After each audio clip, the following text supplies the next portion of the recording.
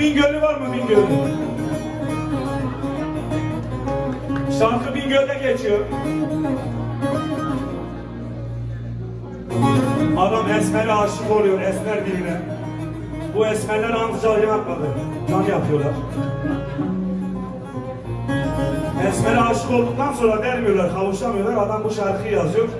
Tabii alamıyor. Bu şarkı da öyle bize bir 100 yıl içinde hatıra kalıyor. Çok güzel bir huzur hava.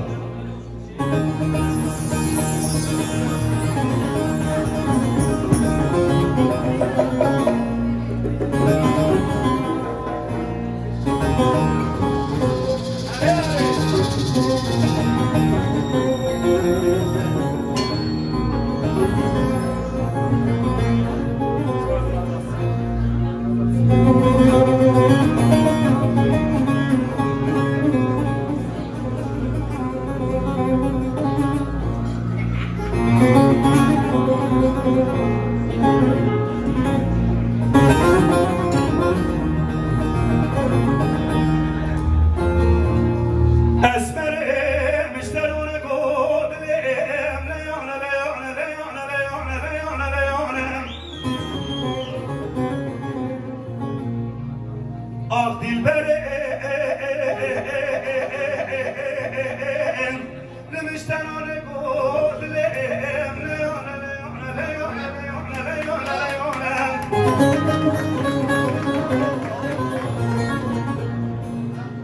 az aşkı tebu, az aşkı bejnaba tebu,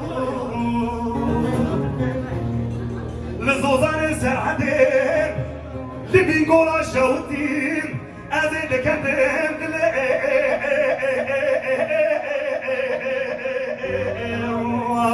اسمع مشتركو عطلي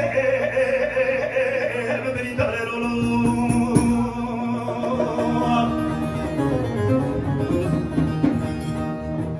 اسمع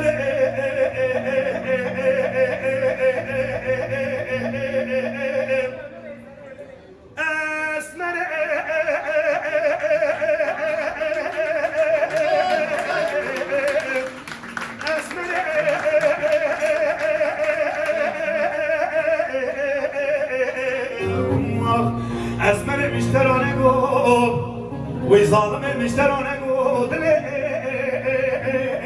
مبری داره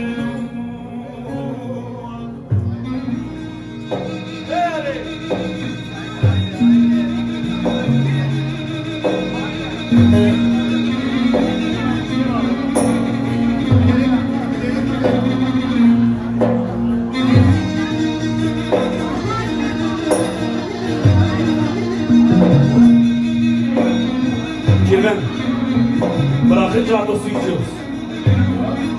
Karaciğer yağlanmaz.